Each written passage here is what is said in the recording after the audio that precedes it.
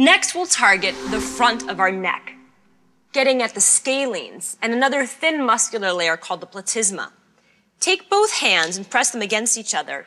Use them to pull the front wall of your neck down against your collarbone. It's almost like you're trying to pull saran wrap really tight over your favorite casserole. Turn then and look up towards the right, and then aim your chin upwards. You're going to give yourself an underbite here, and that's going to activate that platysma. So you'll look a little bit like Marlon Brando in the stretch. And then release. Switch your hands.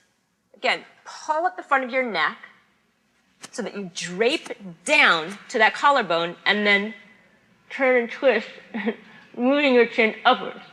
Give yourself the underbite and feel all the heat just pouring from your neck from those tight, thin muscles at the front of the neck.